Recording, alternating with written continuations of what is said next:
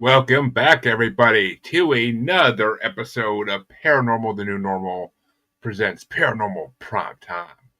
That's right. This week is a interesting one. We got some revelations in the storyline, you could say, and we're just leading up to a fucking great week for next week with two season finale episodes, and we're leading up to one of the best seasons of Supernatural ever after this. So we got a good month coming for you, but. I am your host, Jeremy, as always, joined of course by the faithful Malachi by my side. How's everybody doing?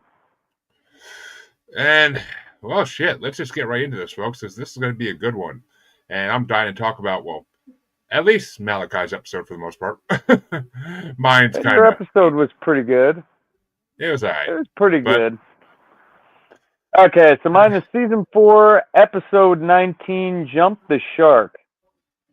And it's written by Andrew Dobb and Daniel Laughlin. I'm not sure we've seen them right before. We haven't. And then directed by Phil Skrika, which I don't think we've seen either. Oh, we've seen that name. Well, look out for those guys, because this was a pretty good episode. And it starts off with a woman we don't really know who's like running through her house. She goes into her bedroom and she puts a dresser in front of her door. Something's chasing her the whole time. And then we see something's trying to get at her from the door, and then she's sucked under her bed and disappears. And at that point in time, we see a picture, which I didn't even notice it was John. I've been watching Walking Dead, so I'm used to the Negan when he's skinnier faced, you know? And then my wife's just watching the Grey's Anatomy with him where he marries Izzy. So a lot of Negan for me this week. But we see a picture of John Winchester. Then we do a cutscene, and the Impala is parked by like some sort of shoreline. Sam's brushing his teeth. Dean's getting out of the car. He's sore from sleeping in the car or whatever. I don't really remember what they were leaving from last week. What was your last episode? It was a good one, too. Oh, fuck. Motherfucker. Give me a minute here. I can't find it again. Yeah, we don't know if he's sore from last week or... no. Last week they were doing the author. Like, last week was the author episode. So, the prophet. Okay. So they didn't get any big fights in that one, really. So, Dean's just getting old, sleeping in the car, it's fucking with him. Well, as he says in one of these two episodes, I'm tired, Sam. I'm tired. Yeah, that one's your episode. And Harley, we know it's going to be on Hulu Max, so no worries. As soon as it leaves Netflix, it's going to Hulu and Max. Okay, which means I'm going to have to delete Netflix from my phone and download Hulu. I think Hulu's more of a stickler with how many people can be on one account, too, aren't they? No. Netflix is the one that was really cracking down on that. Okay. So, while the boys are getting ready next to this beautiful beach they're parked in front of, they hear a phone ring and they realize it's not theirs. It's John, their dad's phone. So when they answer, they hear a young boy who tells him that he knew John, and John's the only person he knew, and he needs help. So then we find out that he says he's John's son. Dun, dun, dun. So the Sam and Dean, they drive over to meet this kid at Cousin Oliver's diner, and Dean is paranoid as fuck, thinks it's some sort of demon or shapeshifter or something. So when the water comes, he dumps all the water out, fills it with holy water. He's got his own silverware that's made out of silver that he lays down where the kid's going to sit. And then the kid comes in, introduces himself, And the whole time, Dean's got a gun pointed at the kid from underneath the table.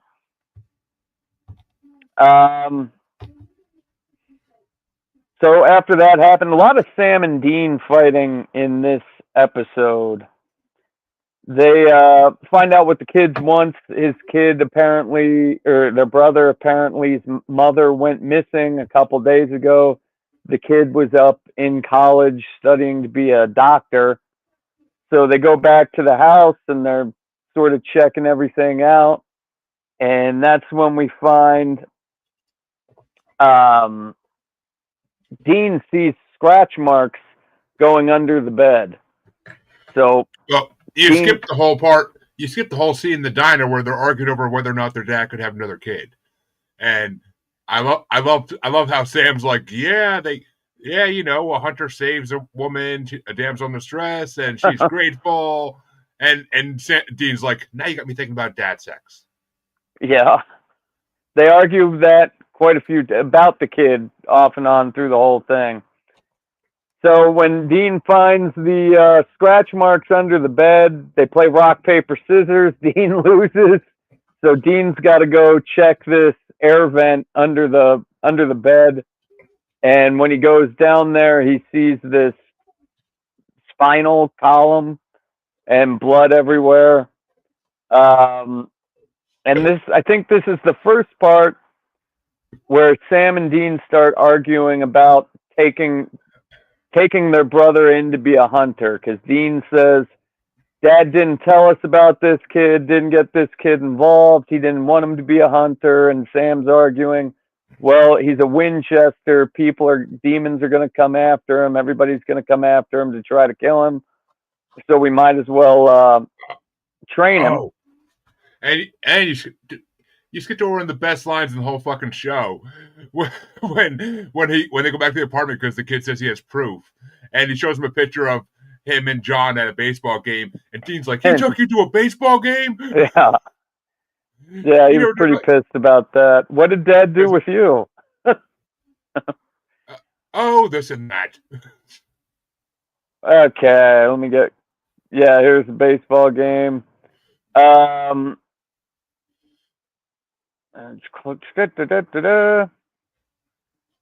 Okay, so they don't really have any leads. They find out that 17 years ago there was a case with 17 grave robberies, and they find out John had it in his journal, but he ripped out the 2 pages afterwards. So there's no like what they were doing or what he was hunting. All they know is that guy was there 9 months before their younger brother was born. And the MO was it was snatching dead bodies, not living people. So they have no idea what the hell's going on with that. They do find another picture of a missing person, which ends up being a bartender named Joe Barton. So, okay, yeah. Dean asks Adam their brother Adam if he knows who Joe is, and he says no. I don't think my mom knows or anything. And that all happened before they went down in there. So they go to the motel room, and it's just Sam and Dean. They're cleaning their weapons, which I don't know why they're constantly oiling their shotgun when they didn't use it, like you said last week. Yeah. Constantly cleaning the guns. I think it's just one of those habit things. Like, it's something that they do to like make the time pass. I think they show it to us just because it's badass, right? Well, in this scene, for example, the brother knocks on the door and he comes in and he says, "You guys aren't fucking mechanics, are you? You found where the missing body was." And then this is where Adam starts begging them to help him hunt so he can avenge his mother. And at this point, after their little fight there. They tell him that like all monsters are real and all this shit. He's getting over that. Dean takes off, and we see him drive to a mortuary where the mortuary guy showing him around is trying to sell him a fucking death plot of his own. But he doesn't really see anything. He finds the liquid of embalming fluid, but he doesn't really find um, anything there. So I'm pretty sure. Give me a second. I gotta get caught back up here. Dean yells, "It doesn't matter, Sam." Okay, here we go. So then Dean goes to the bar where he shows after he gets a free drink, because the ladies are like, cops get a free first beer on the house, and Dean's like, "It's that obvious?" Not a cop, but Dean shows her the picture, and we find out that that was her husband. And they're going into the backstory. Dean's asking about the case 17 years ago with the corpses, and hit the old deputy bartender's wife is saying, "Yeah, he never really told me. He just told me there was a specialist involved in that case with him, and that's how he solved the case." And we flash back to the motel room where Sam is teaching Adam, their younger brother, how to use a gun. He gives him an empty gun and says, "Here, let's practice with this thing." So while this is happening, all of a sudden the power goes out in the motel room, and they hear the shit in the vent. Sam just shoots the fucking vent in the motel room, and then they run outside, and they're by Adam's car to try to get away. And this is where something attacks Sam from under the car and tries to pull him in. And Dean rolls up just in the nick of time. They save him. He backs the car up, and we see that there's a sewer manhole lid that's been opened. And this one's pretty interesting, but the kid asks, "Should we go down there and try to get him?" I didn't catch that till afterwards. Dean was able to shoot under the car after they got Sam, and the thing is like nicked. It's got blood everywhere. So we return to Adam, the younger brother's house, and Dean's telling him to get all of his shit. He's trying to drop him off with Bobby, and then they're going to come back and kill the thing. And this is another time where Sam starts arguing about the Winchester name, and he needs to learn how to do this because everything in its mother's going to come and try to kill this or kill their brother. Dean's just pissed off, so he runs off, driving the Nomad, goes back and checks the cemetery. When he noticed air blowing through one of the crypts, he pulls the fucking stones out, and it's a tunnel. He's going down in the tunnel, and then he hears the thing coming back in and shoots towards it through the tunnel and caves in the tunnel. So now he's like stuck in this catacomb. I guess not underground. They made it seem like it was underground, but he's stuck in a catacomb with nowhere to go. At this point, we flash back to Sam and his brother Adam getting his shit ready, and that's when they hear a noise after they bolt everything up. They salted the doors. They blocked all the windows. Sam says the only way for this thing to come in is through this air vent. And then they hear shit. It's Adam's mom. Adam runs to his mom, and he's got the shotgun. He says, "Shoot her, shoot her." But he doesn't know if he should shoot Sam or shoot his mom or what happens. And this is when we find out that Adam double-crossed Sam, and he's working with the monster that looks like Adam's mom. At that time, we're back in the tomb where Dean finds his brother and his brother's mom's dead corpse. So now we switch to Sam crucified to a fucking kitchen table, and they're doing the whole rundown. We find out they're ghouls, which I don't know if that ever comes back, right? Ghouls will show up again. Yeah. Okay. So this is why the silver didn't work, and this is why the holy water didn't work. Is because they're ghouls, which I guess typically only eat dead corpses, but the Yep. mom ghoul starts talking about how they were tired of eating dead corpses and how Sam and Dean's dad killed their father, so they came to get revenge and found out they like eating living people now. So they're cutting Sam up and drinking his blood, and he's got blood going into a bowl. And Mean, they say his blood tastes different than the rest. oh, did he? I didn't catch that. Yeah, Uh, Adam says his blood tastes different than everybody else's. Okay, yeah, that'll come into effect in your. Well, we know Sam's been drinking demon blood, so like that's why it tastes different. And that's what I was saying about the manhole. Yep. Is he wanted to just take him down into that manhole because they were ready to kill him right then and there. I didn't catch that when it happened, but Yep. okay. So Dean's back at the mortuary. He busts open one of these coffins and grabs a metal bar that you use to carry the coffin. Smashes a top glass window, which I thought he was underground. I don't know why. All of a sudden, he's in a building with a glass window.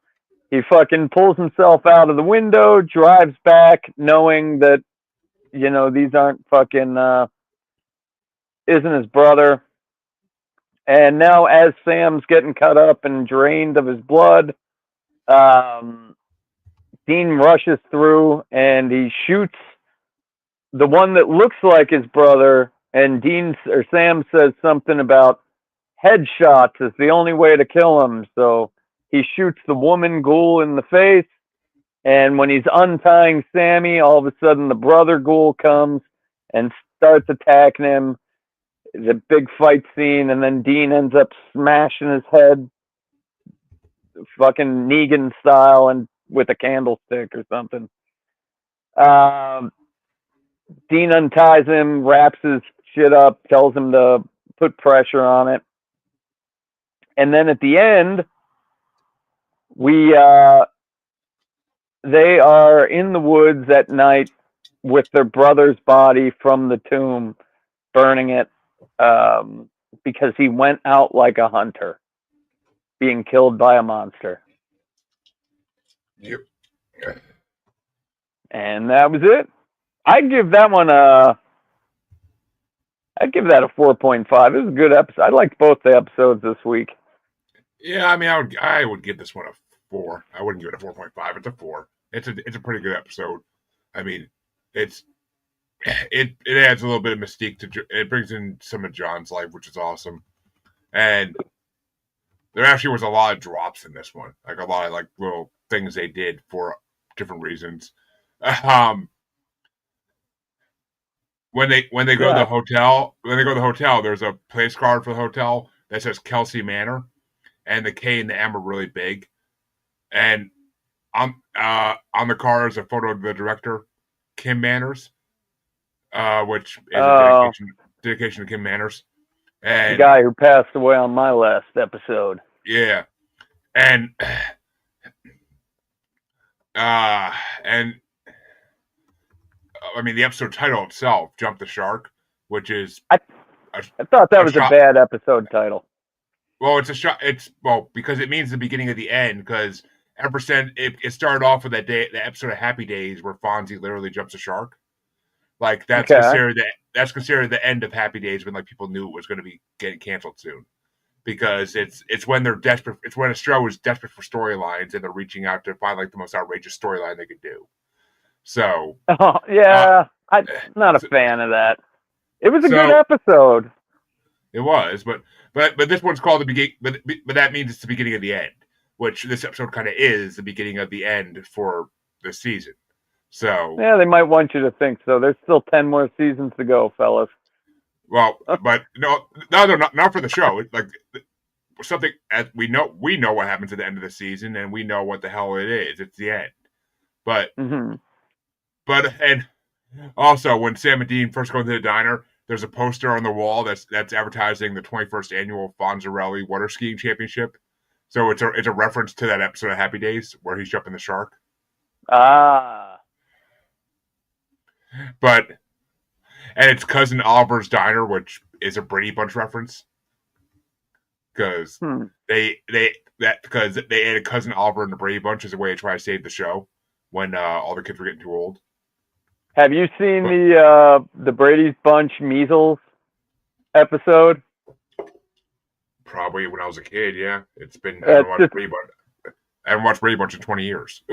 It's funny watching like the Brady Bunch version of the measles where the kids are all happy and like, we got off from school. Dad got me comic books. And you watch like a measles episode of a show today and it's like, look at the hospital. 12 kids have died. Oh my God. Also in this episode, Dean uses Agent Nugent as Ted Nugent, which was funny. I caught that one. I would hope so. But well, most of them I don't. Yeah, I mean, But, I don't know who the drummer to Rush is. Come on. And yeah, ghouls are. It made sense the ghouls having a lair in a crypt because I mean, in lore in real life, ghouls were always around cemeteries. Like that, they always that was always a thing. Like don't go to cemeteries at nights or ghouls will get you. Yeah, I thought it was a cool villain, like to just throw in for an episode. Obviously, you're not going to go off and fight them, but like most of the time, ghouls probably don't get fucked with because they're only eating dead bodies, right? So I wonder why John went after. I'm sure he kills him. It's a creature. You got to kill it, but. If it's not hurting anybody. But it's time to go on to my episode, and I have a very awesome episode, season and number. It's season 4, episode 20. And so 420, folks, and it's called The Rapture. It was written by a very familiar name, Jeremy Carver, and directed by Charles Beeson, another familiar name. So you know it's a big episode when it's written by people we know. But the episode starts off in a very weird way. We see Dean sitting on a pier fishing, and which Dean doesn't fish. We never seen Dean fish in any episode ever. And he seems so content. He's just sitting there like this with a huge smile on his face. Which Dean's only content if he's getting laid or drinking. But Castiel all of a sudden appears next to him and says he has something important to tell Dean. Dean realizes he's dreaming, but Castiel warns him that even in his mind, someone may be listening, and he gives Dean an address to meet him at. We see Dean wake up in a hotel room, and like, what the fuck? And then there's a title scene. And we see them arrive at an old factory, big industrial building. And they walk through inside. It's obvious that there was a huge fight. The building's torn asunder, and there's blood everywhere. And when they get far enough in, they see symbols similar to the ones that were used in the previous episode we talked about weeks ago, Heaven and Hell, that Anna used to banish Castiel and Uriel, and they realize it was a battle of angels. And they find Castiel there, but passed out. But it's not Castiel. It's apparently Jimmy Novak, the man Castiel was possessing. And so Sam and Dean take Jimmy out to get food, and while he's eating his first meal in months, he tells Sam and Dean he knows nothing about what Castiel wanted to tell Dean, and that he has very few memories about being possessed. His only desire is to return to his wife and daughter. And we go back to a flashback of seeing how Jimmy, we see him with his family, making sure they all pray before they eat dinner, and we get the idea he's a very religious Christian man. And his wife's talking to him about how he's been hearing voices, and she thinks he's going crazy. And he names the voice. His name is Castiel. He and we see in the next scene we see his wife run in while Jimmy has his hand in a pot of boiling water, and his wife starts freaking out, and Jimmy pulls it out, and he's like, "Look, I have not. It didn't hurt at all." He's like, "It's a sign." Yeah, I And was pissed when she was trying to make him take the psych meds, and it's like, wasn't that enough proof for you, lady? I mean, I don't know. I don't know how I'd feel if like my loved one started fucking talking like that, but uh, but yeah, his wife is fearing he's not right in the head, so she tells him to either go get help from a psychologist or start taking these medication. And he refuses and goes stands outside his front door, and he offers himself to Castiel's service. And under the only thing he asks of Castiel is that he makes sure that nothing happens to his wife and daughter. And Castiel agrees, so we see a golden light go around Jimmy, and Castiel has taken over Jimmy's body. His daughter comes out on the porch a minute later and says, "Daddy," and he replies, "I am," in Castiel's voice this time, "I am not your father," and walks away. Yeah, And we know at this point he doesn't come back for a year. But that we go back. that was pretty rough.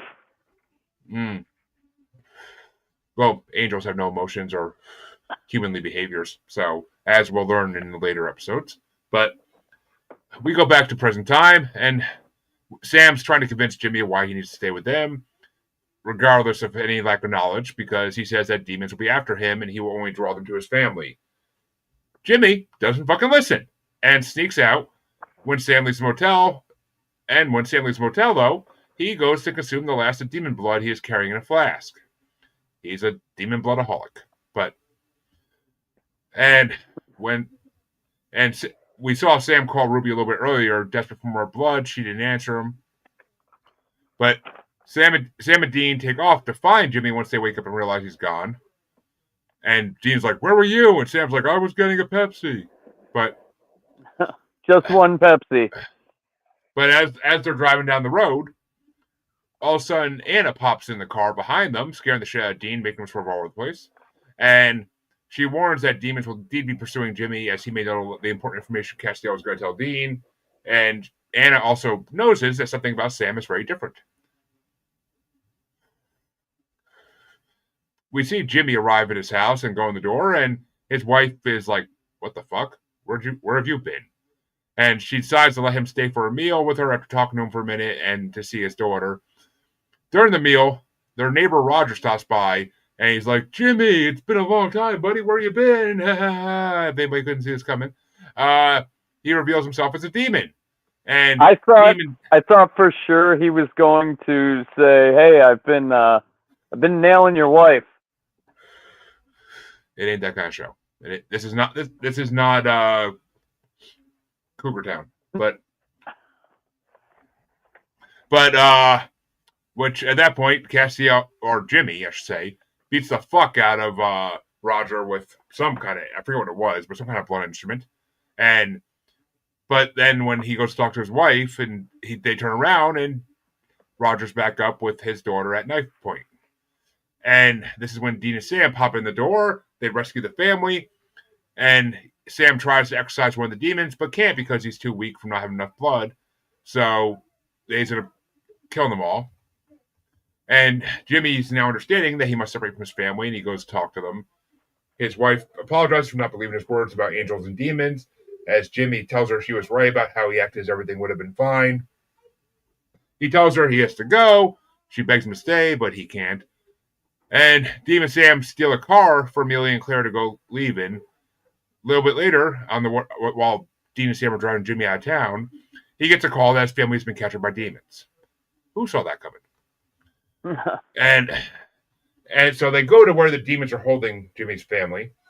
He pleads to the heavens for Castiel to not abandon them and to come help him.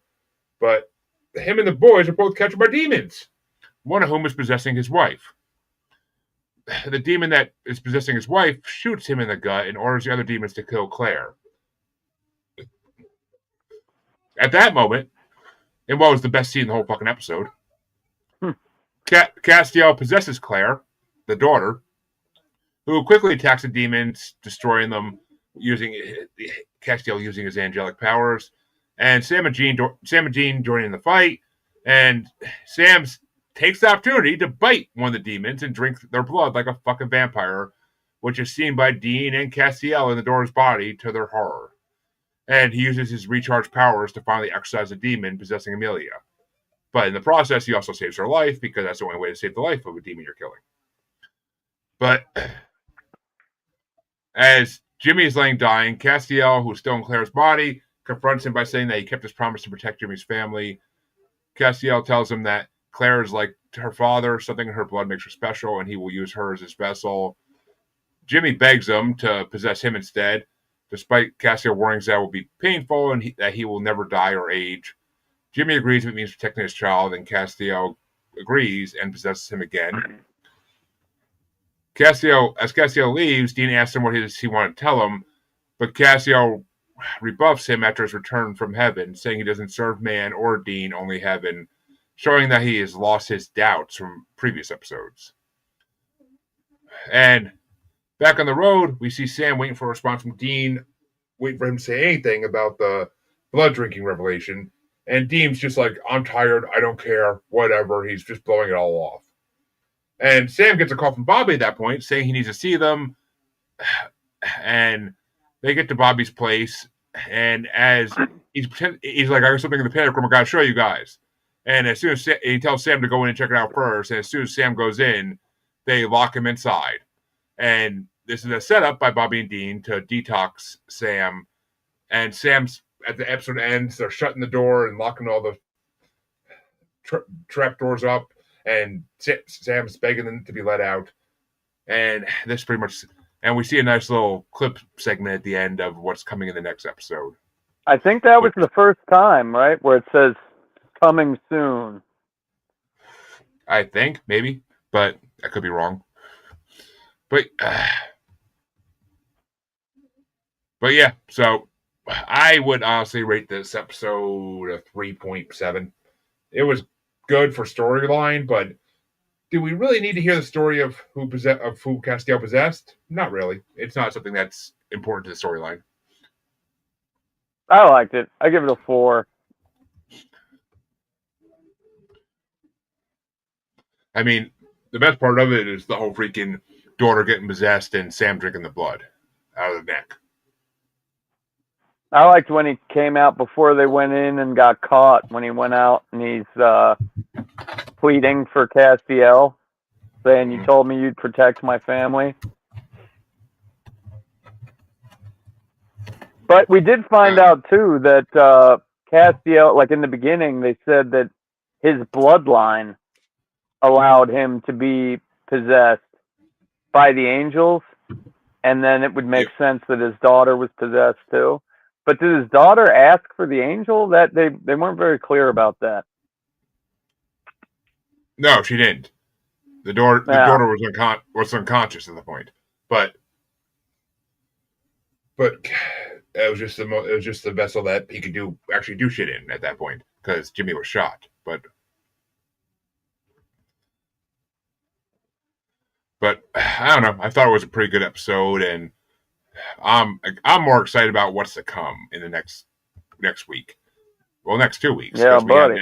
We got the end of the season, and we got the new season coming up. So, fuck yeah! It's the beginning of one of the best seasons of Supernatural, in my opinion. So, well, actually, in a very highly regarded opinion, the next 2 seasons are two of the best seasons of Supernatural, and a lot of people think it should have ended after season 6. But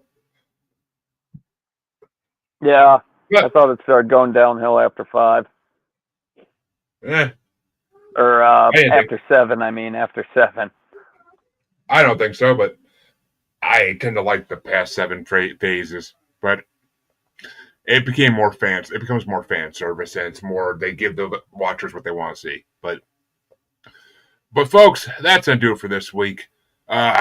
We thank you, and we hope you come back in a week, next Thursday, to check out our regular scheduled time. Next episode of Paranormal Primetime. Have a good night, everybody. Take it easy.